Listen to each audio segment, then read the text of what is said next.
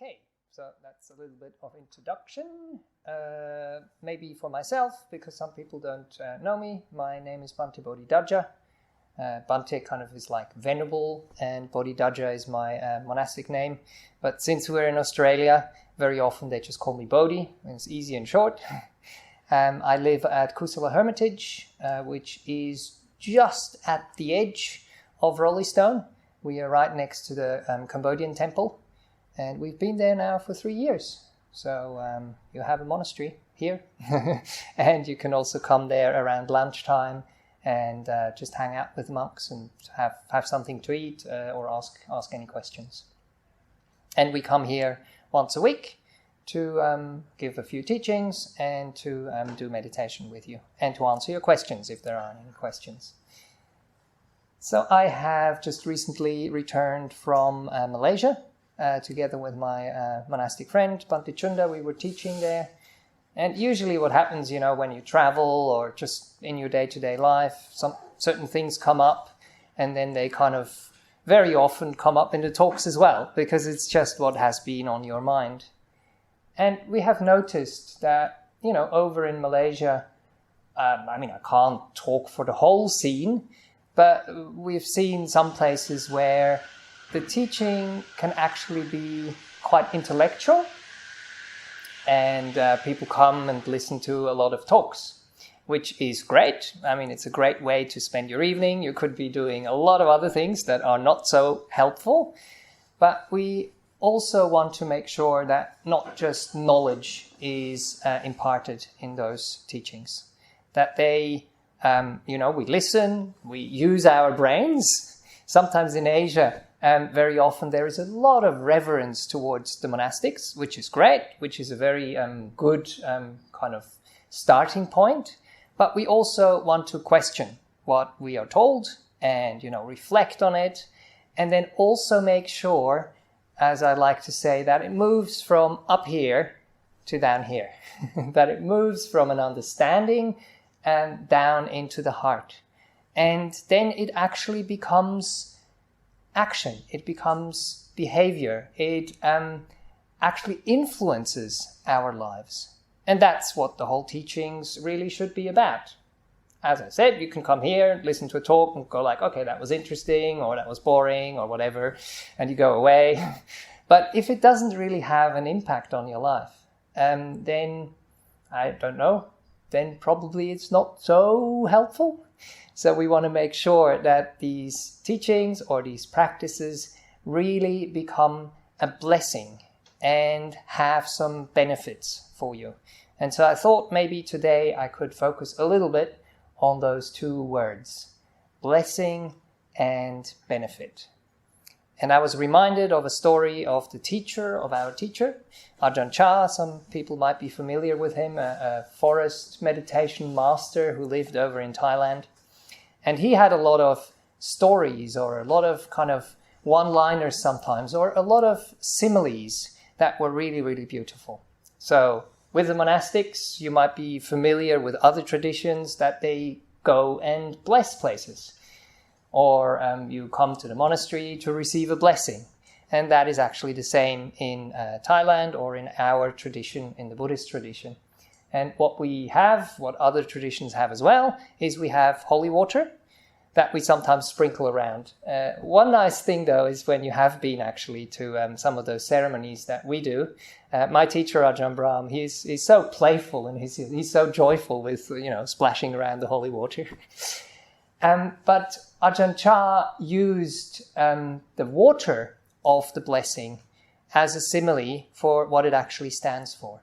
But first of all, what is a blessing really? So there is different ways of looking at this. Of course, maybe how we were taught, especially from some religions that we might be close to, it's kind of like something that is bestowed on us, or that we are in the favorable books of some kind of higher being or something like that. In Buddhism, we don't quite have that. So the blessing would more be what I also found, what the meaning of blessing can be in English. So you can also go and get the blessing of someone, which means you get the approval of that person. you get the encouragement of that person. And I think that is actually much, much closer to what a blessing is in Buddhism. So we try to encourage people, and we try to, what was the other word that I looked up? Sorry, to approve of what is wholesome and what is good. And that is what the 4 qualities that I wanted to share with you, and that Ajahn Chah shared about water. So he said, when we have holy water and we sprinkle that holy water, it has 4 qualities. The first quality is that water cools you down. So when there is a hot day, that's what you use. So what could be this cooling quality of the water? What could be the cooling quality of the Dhamma, as we call it, the teachings, the way of practice? So in Buddhism, what we cool down are the things that make our hearts hot, that make our, emotions go all over the place. And one of them, of course, is if we have a lot of attachment, if we have a lot of wanting, if we have a lot of lust. These are usually things that create heat. So with the teachings and with the path, when we practice, one of the blessings and one of the benefits, if you look at it in this way, is that these things actually calm down over time, that these things cool down over time. So you can actually check yourself. If you've been hearing the teaching, if you have been practicing the teachings, is this actually happening for me in my life? And if it is, great, then it's working. If it's not happening, then you might ask yourself, why is it not happening? The other kind of thing that also can kind of really fire us up and create a lot of heat in our heart and in our minds is when we have a lot of resistance, when we have a lot of hatred, when we have a lot of ill will maybe as well. So these things can really kind of heat us up internally. And these are also the things that we're trying to reduce by understanding them, by avoiding the things that trigger these things to arise in the first place. And then the third one is kind of a confusion, an anxiety of not being sure about ourselves, not being sure about, the teaching or the teacher.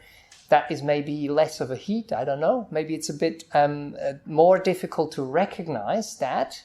But also that one could and should be kind of cooled down in the process. So that is the first quality of the water that we have as a blessing.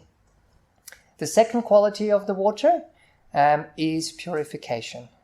And one of those beautiful ways of thinking about this, I think Ajahn Chah actually coined it in this way as well, is when you want to wash something which is dirty, you actually use the water. Of course, you might also want to take a bit of soap or want to take a bit of detergent or whatever, but the water in all these 4 kind of ways of looking at it is the agent which helps you to purify.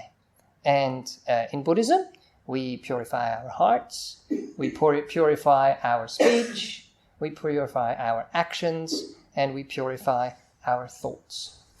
So that is also something which should happen over time. Again, there is some teachings to understand. So last time I was here, I went into a bit more detail what that might mean.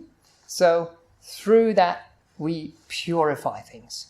We make things that are not so nice, maybe a little bit blotched or whatever. We make them nice and shiny and clean and clear. So that's the second quality.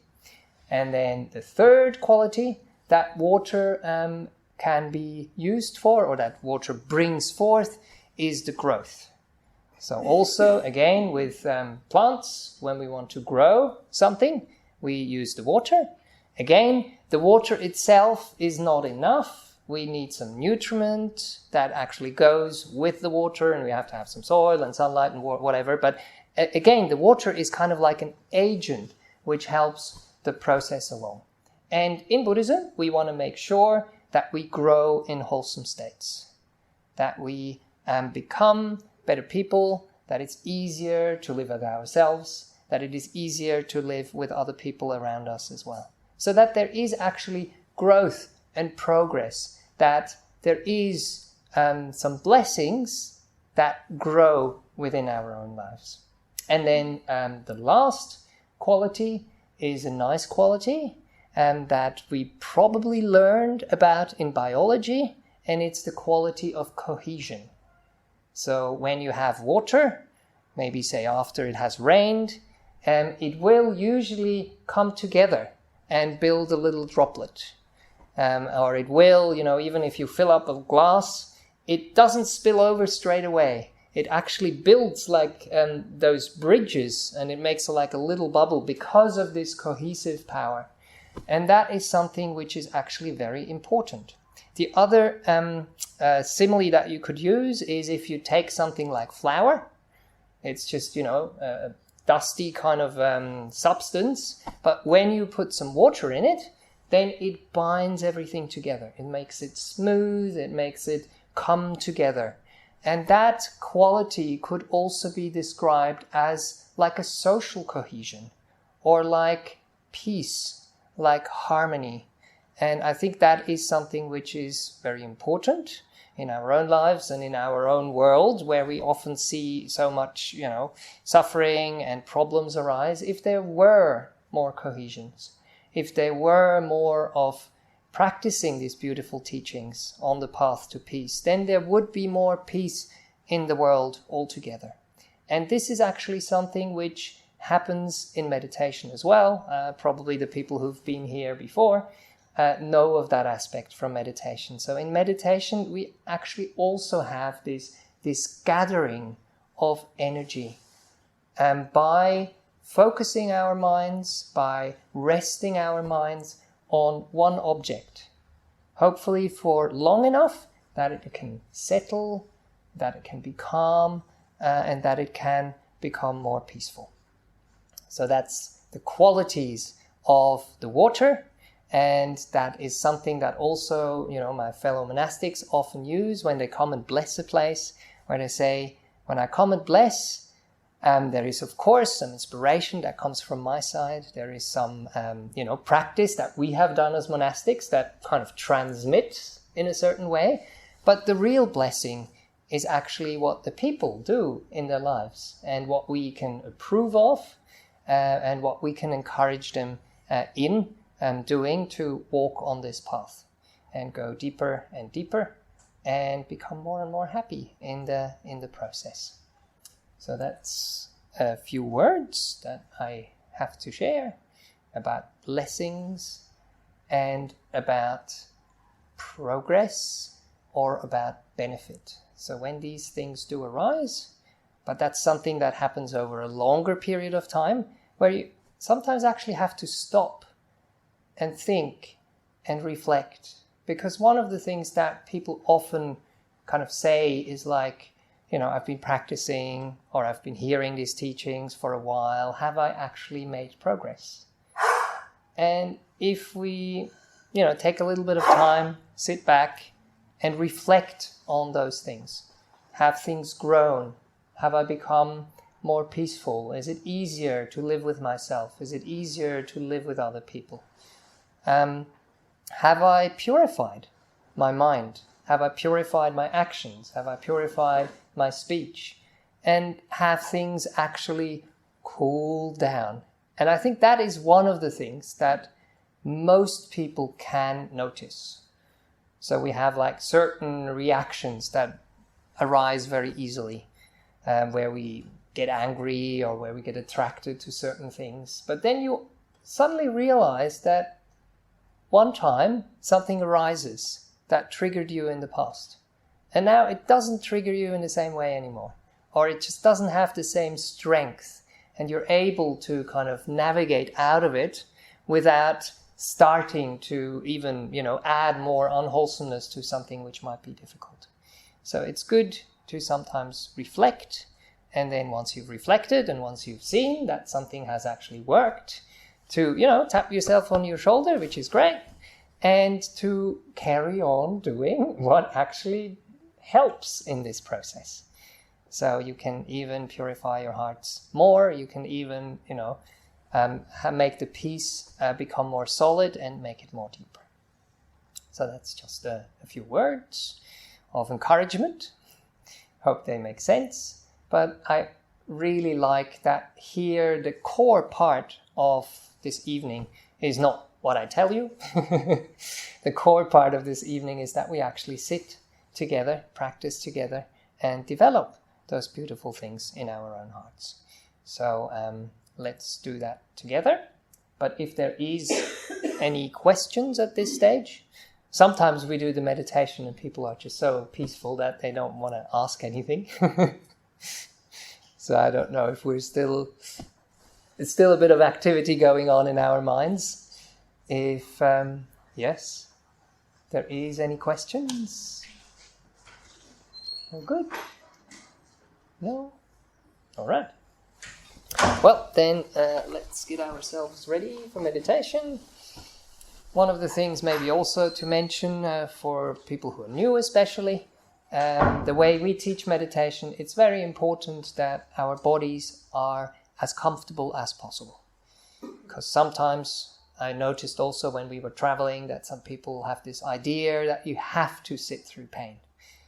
And you don't have to. If you can do something about it, it's great to make sure that you are comfortable. Because when you're sitting for a while, those discomforts in the body can actually become quite strong and can become distractive as well. So in order to have a peaceful mind, it's very good to do whatever we can to have a peaceful body as well. Of course, we can't always, magically have things disappear, but we do whatever we can, and then the rest is like in our mental attitude. Sometimes you just can't quite, relax a certain part of the body. Especially, we have some people who come with like chronic ailments or even chronic pain, and you can't just switch that off. But you can develop kindness towards it. You can develop acceptance towards it.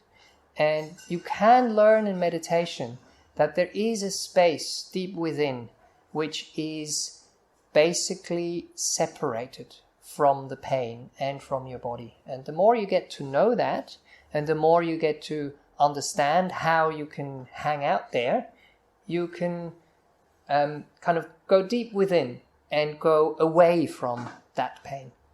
And when you come out of meditation, you will notice that these parts that were tense or were aching usually are very relaxed and are very kind of comfortable.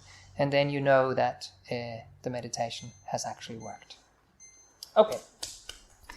So, please feel free to close your eyes if you're comfortable doing so. If you wish to keep your eyes open a little bit, that's fine as well. To let in a little bit of light. Sometimes when we are very tired, that can be helpful. But just in a way that it doesn't really distract. And that it doesn't pull you outwards. Outwards into the world. Outwards into the senses.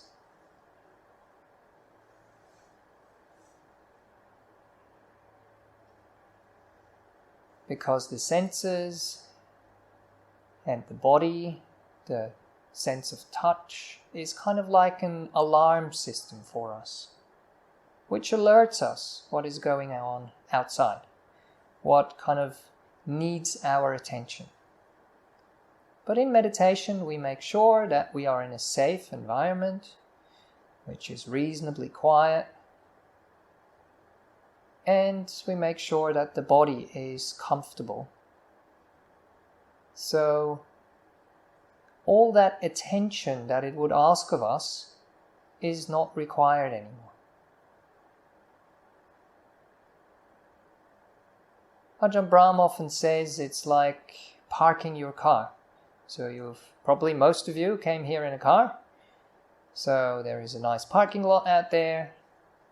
So you come with your car, you park your car, you make sure it's locked, But then you know it's safe and you walk away and you leave it where it is. Now, if you forget to lock it up, or you think you forgot to lock it up, I hope I'm not going to create some disturbance in your mind now, then you will be sitting here and thinking, oh, did I not? So it's kind of the same with the body. It's the same with things that have happened in our past, or that might be happening in the future. When we are worrying about them, when we are still kind of connected to them, that brings disturbance into our minds. And what we are developing in meditation is peacefulness, is calm, is stillness. So we try to do everything we can to encourage that, to make it possible. So please feel free to also take a few deep breaths at the beginning of the meditation. I usually encourage people to breathe in through the nose. Breathe in, yes, through the nose. And then breathe out through the mouth. And let the out-breath be long. Breathing in through the nose. And breathing out through the mouth.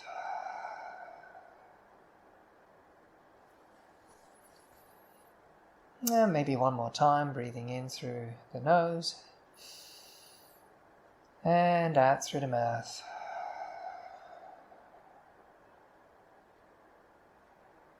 And then already feeling how that settles the body a little bit, calms the body a little bit.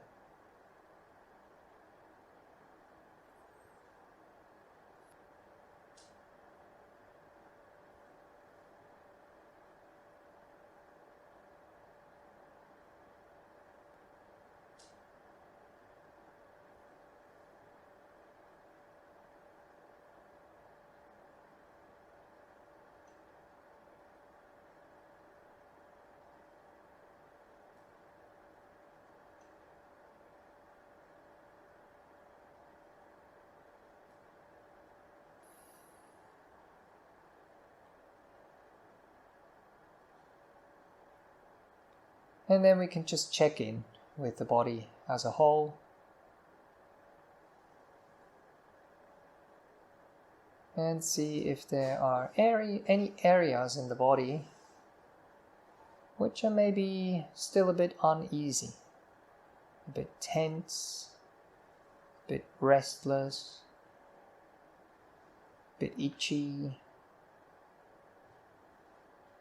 And let's see if we can do anything on the physical level, by moving, by scratching, by coughing, to alleviate, to basically put this body at rest.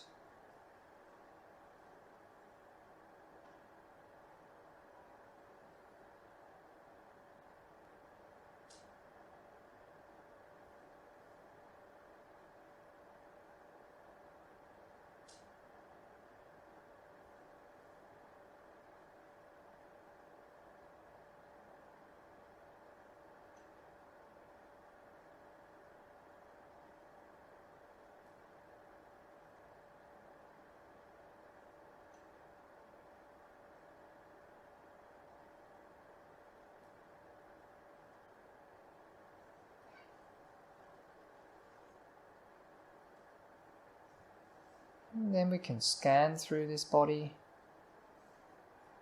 Maybe today we can start at the feet and move upwards, which helps to create a little bit of wakefulness as well.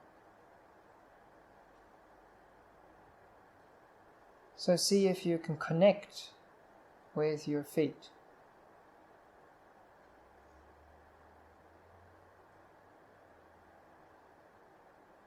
And connecting doesn't mean thinking about it. Connecting means actually feeling what's going on.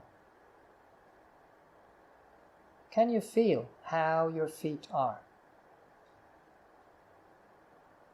Can you check in with your feet? And can you do anything to make them feel more relaxed? To make them feel at ease?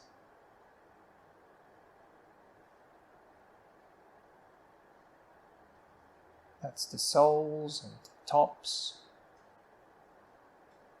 That's all the toes, the heels, and the ankles.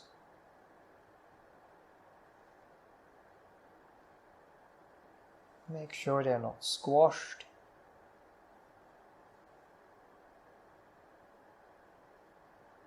Or kind of twisted in any way that is uncomfortable.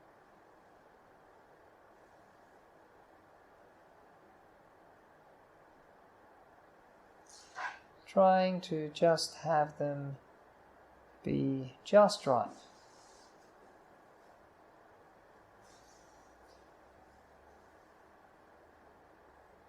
And as you grow more skilled, you will actually feel when you check in, when you are kind, that the areas you're looking at, you're being with, you're connecting with, are getting more relaxed, getting more at ease.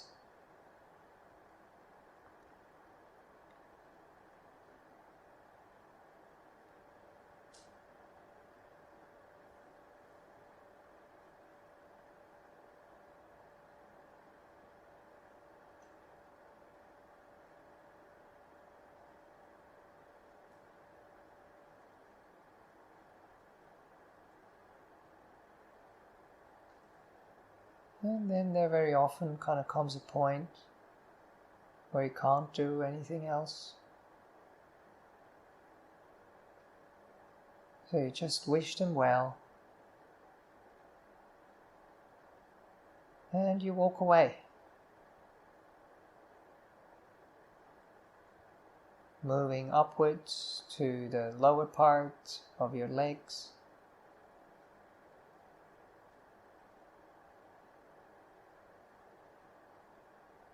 Feeling into your shins.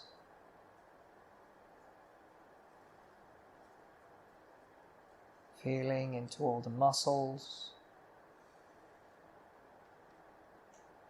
Feeling into the bone as best as you can.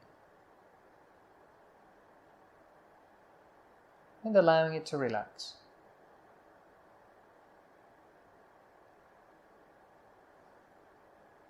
Allowing it to be.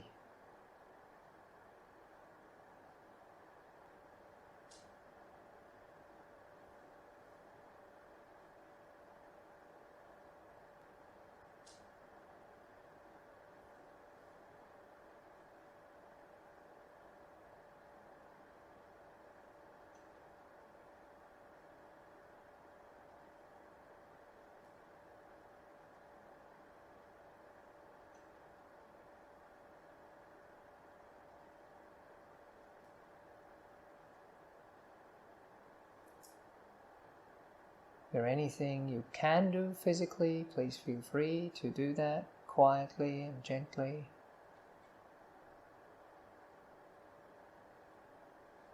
If you can do anything in terms of the attitude you have towards that part of your body, see if you can be accepting, if you can be kind.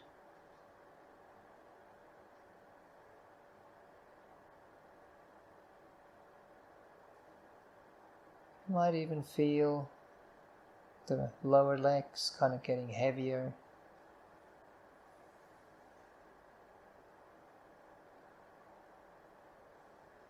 And then again, also here, you can wish them well. You can allow them to just be.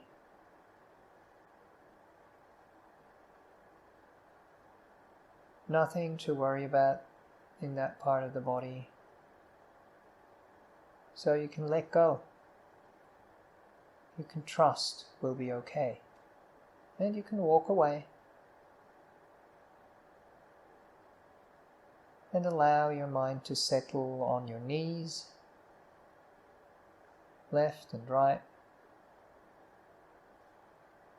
Get familiar with the feelings here.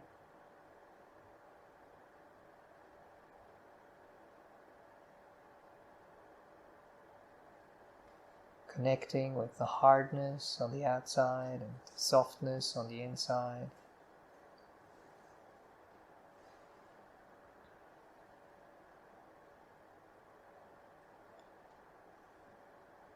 And with acceptance, allowing everything to open up, to relax.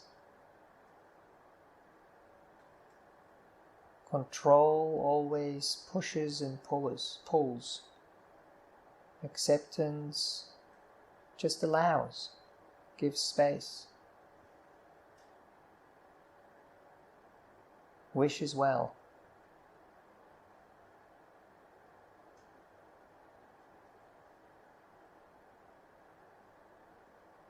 And maybe you can feel,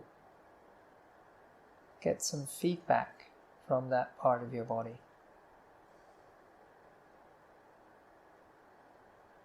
Relaxation, ease,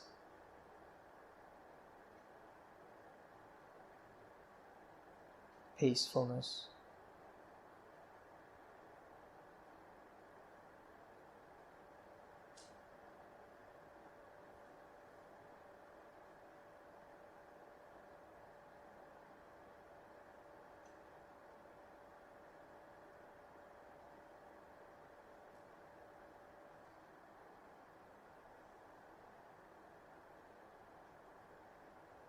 And then you can move into your thighs.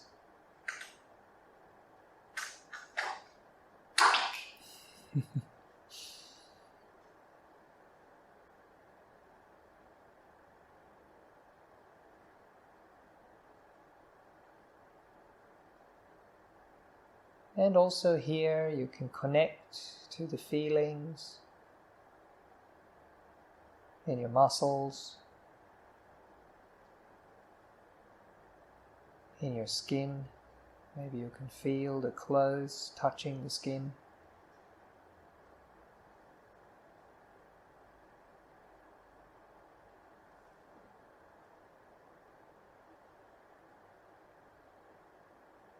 And just allow your awareness to rest there.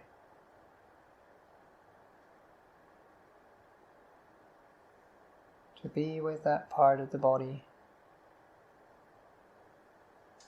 Allowing it to settle, allowing it to relax. Allowing it to be in whatever state you find it.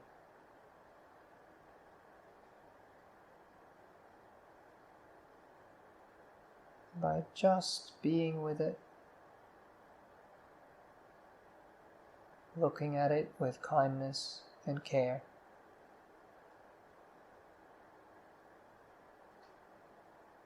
It will relax.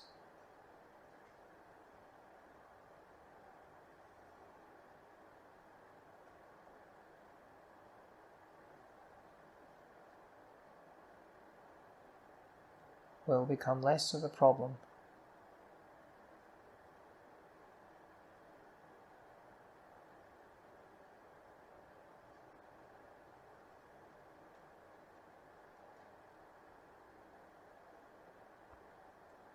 And once you have the feedback that it's actually settling, that it's actually relaxing,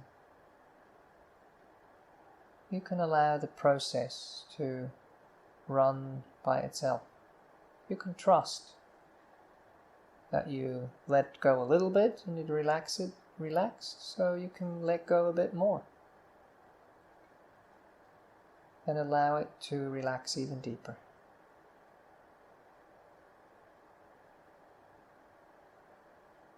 Settle even more.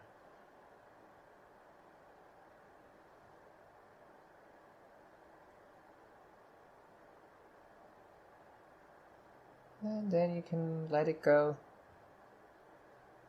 Move your attention to your hips.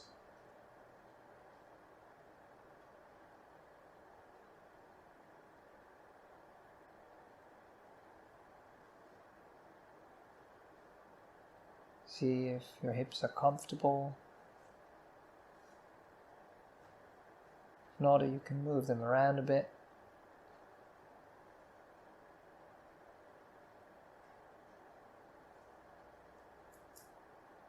You can feel the support of the chair, of the cushion, of the ground.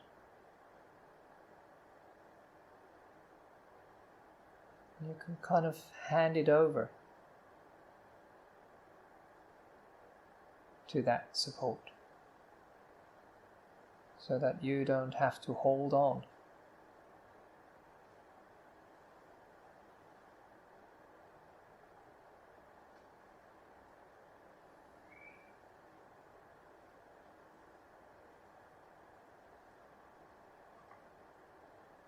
Allowing that part of the body to be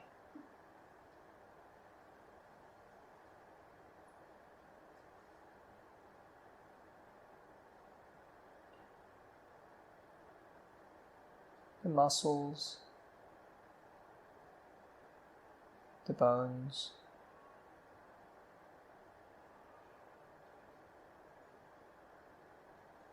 wishing it well,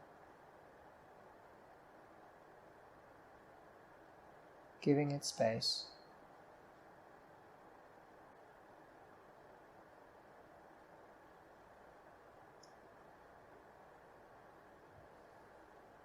And then from there you can move your attention away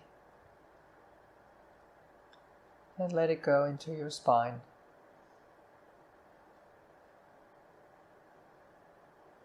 Moving through your spine.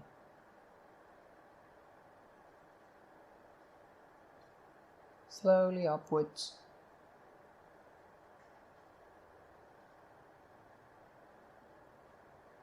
And allowing it to relax. Allowing it to settle.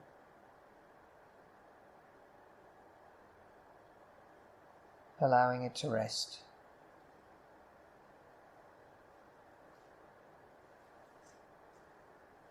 Moving from your lower back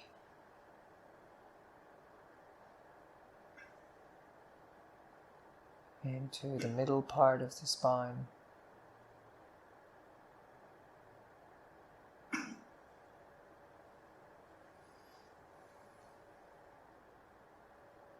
And slowly into the upper part of the spine.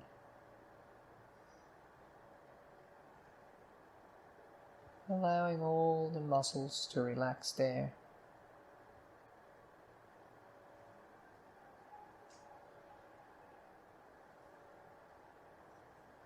Allowing any tension that might be present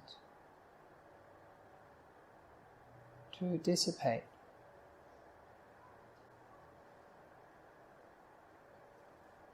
Allowing the spine to just naturally be in the state it feels most at ease.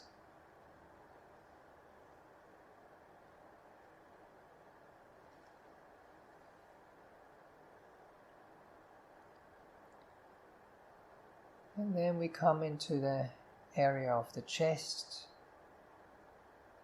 where the ribs, the whole rib cage, connects up to the spine.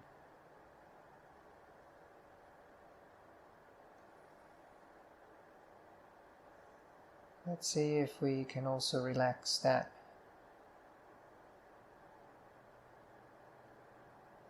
Let all the muscles between the ribs be smooth.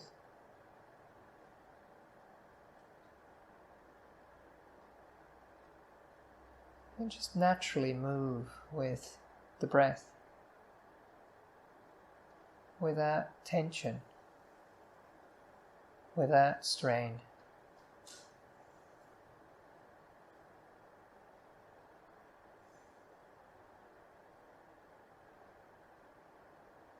Allow the breath coming in to open up your area around your chest. Then let the breathing, when it goes out, drain away any tension. Drain away any discomfort or unease.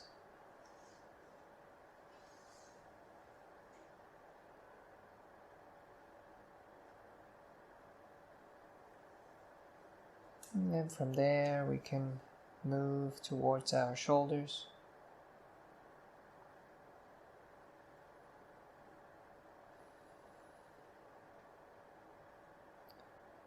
Move into the shoulder blades.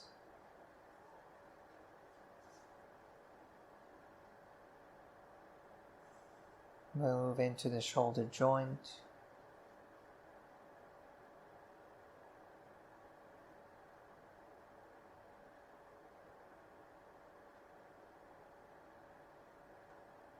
And allow this area to open up, to relax.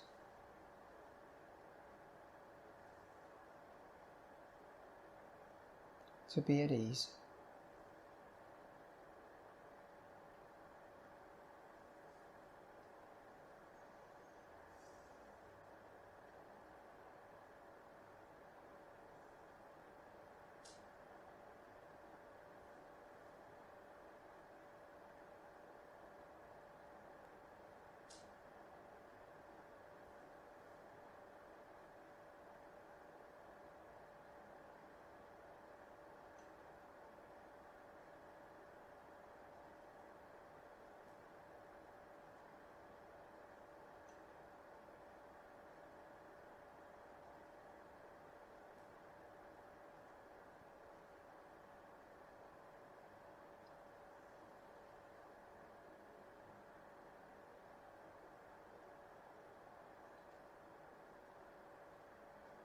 And then we can move into our arms, left and right,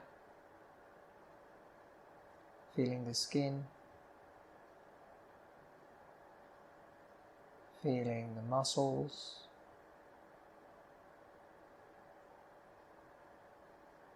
feeling the bone,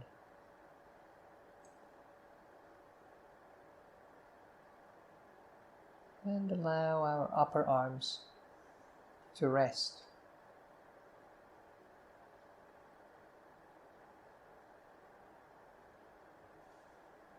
To be as comfortable as possible, to be at ease.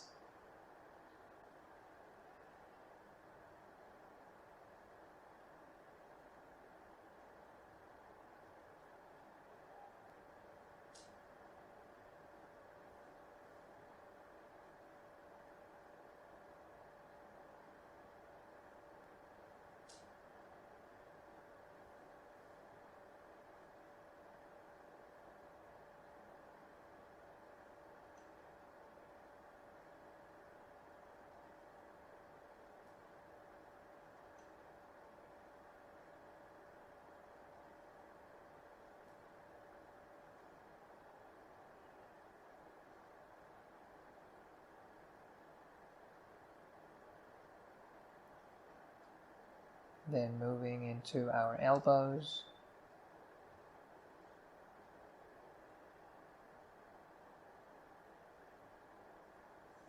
opening up, allowing them just to be as they are, not putting on any pressure.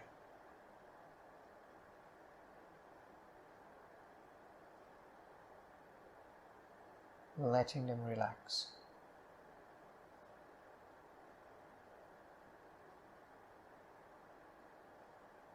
Moving into our lower arms.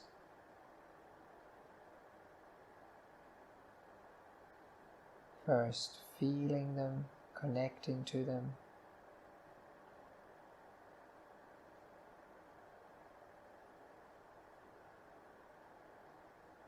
Wishing them well. Accepting whatever is there, and just caring. caring and trusting that when we leave them alone for a while, they will be just fine.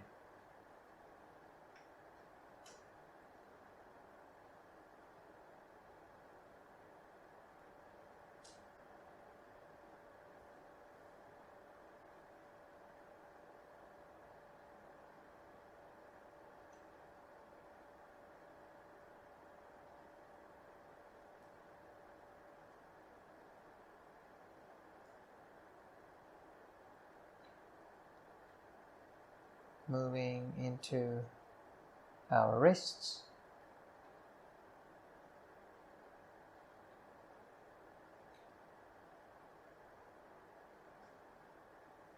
from there into our hands, all the way to the fingertips.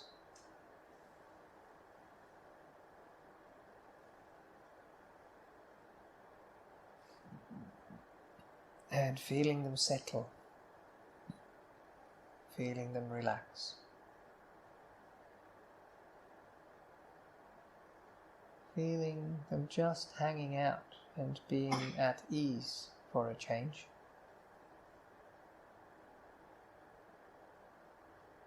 Because there's no demands, no expectations.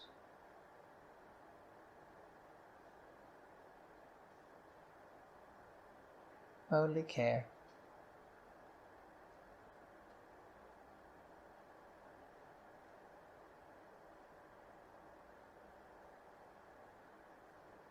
And then we can let them rest and walk away.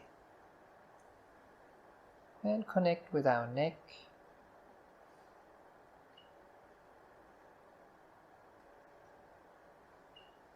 Connect with our throat.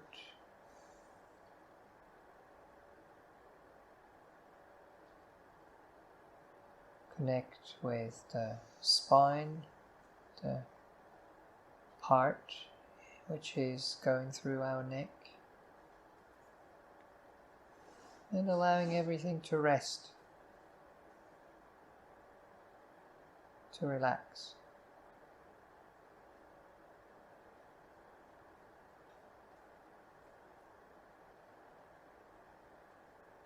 To be at ease.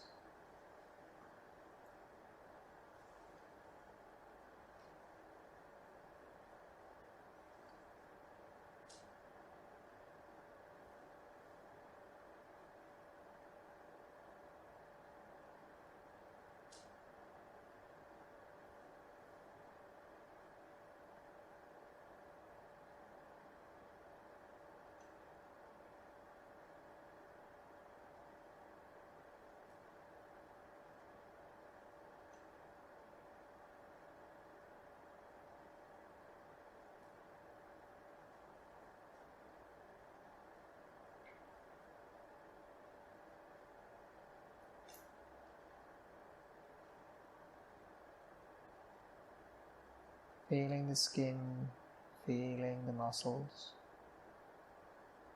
feeling the bones, are aligned on top of each other.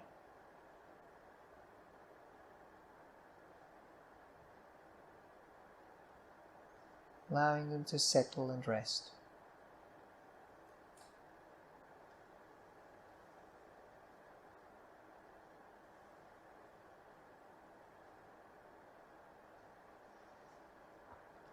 And then moving into our head, making sure that it is gently balanced on top of the neck, just in the right position.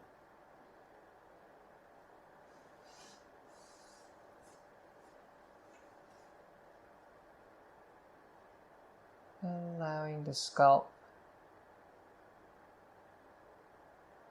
the skin on the back of our head and on the side of our heads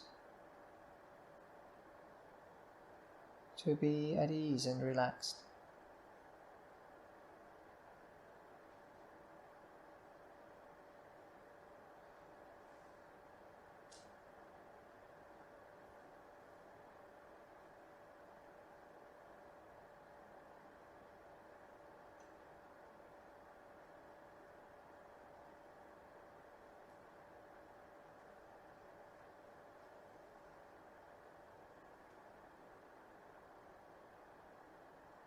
And then allowing our forehead to be smooth and relaxed.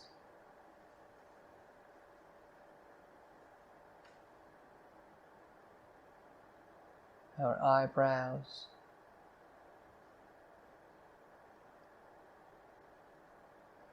Our eyes.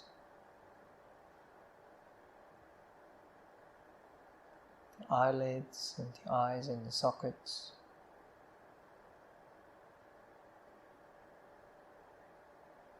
The nose and also the cheeks. Just hang loose.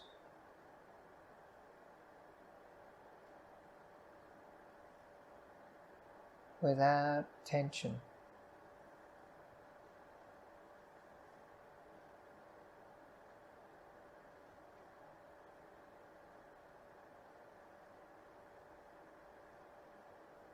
Going down to our chin,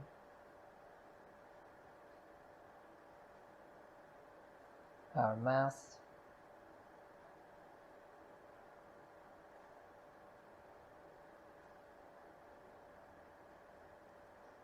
and then also our jaw. Often there is tension here. No need. It's all right. We are not struggling or striving for anything. We're just being peaceful.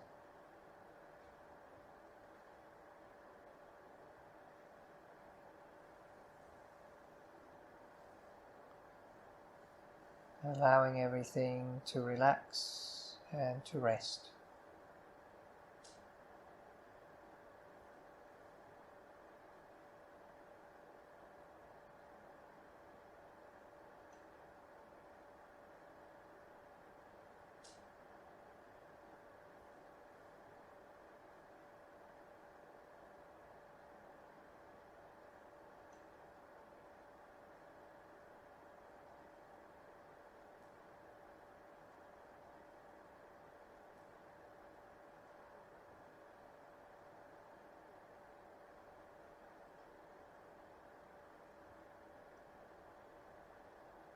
And then we can check in with the whole body.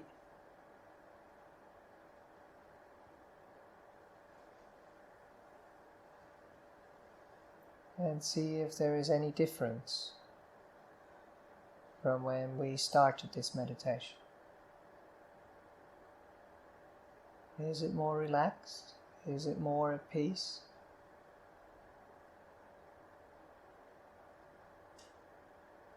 Is it more still?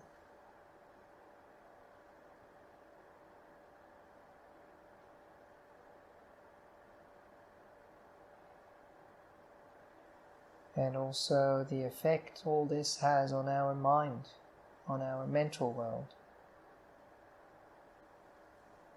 Can we feel the relaxation,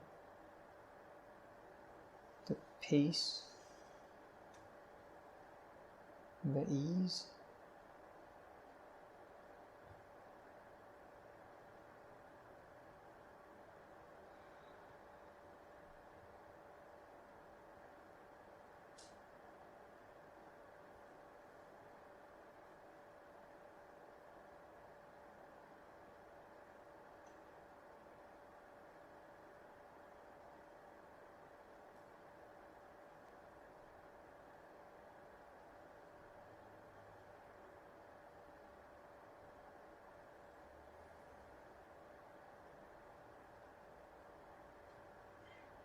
And this is usually the point when things go well, where we can really walk away from the body and go deep within. But as we have already reached the end of our meditation time, I will be ringing the bell soon for you to gently, slowly find your way out of meditation and back into this room.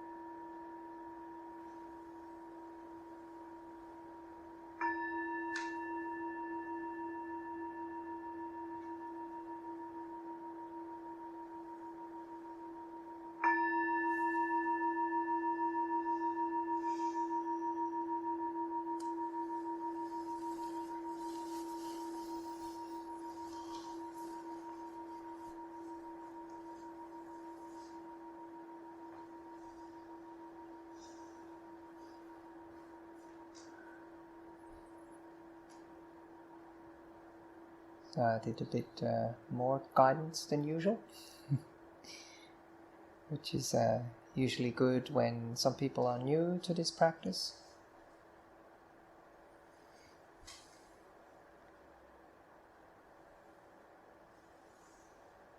Is there any questions or comments at this stage, or some experiences that people might want to share?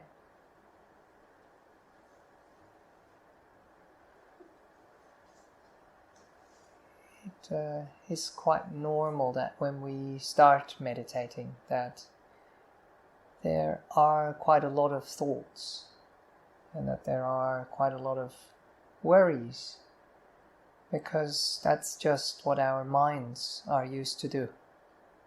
So what meditation can do is to gently, slowly teach us to not give those things too much importance, and to slowly, gently kind of move away from them.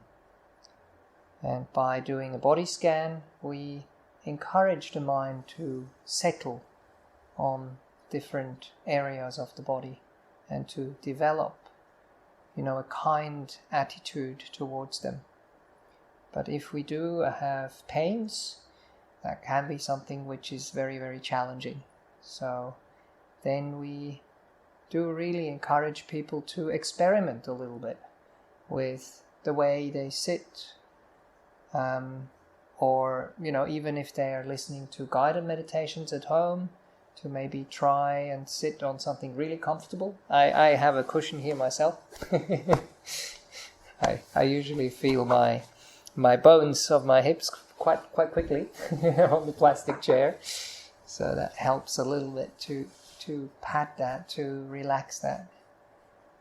And of course, another thing that happens quite often in the beginning is that we get fairly tired, and that is quite normal as well, because we really work our minds and our bodies much more than we should at times, and we don't give them enough rest. So when we come to meditation, very often they just kind of demand to get a bit of rest, to get a bit of sleep, to get a bit of just, zoning out, which is completely okay. But then once they had what they needed, once, the sleep deprivation or the kind of like bodily strain that was there can be replaced with wakefulness. But that is actually a real skill that takes a bit of time to develop, and it doesn't always work. It really depends, where your mind is at and what you've been doing before. But hopefully, when you stop and reflect at the end of the meditation, you will realize that it had some effect, that it had some benefit, and that when you carry on working in that direction, that you can even go further and even go deeper in this process.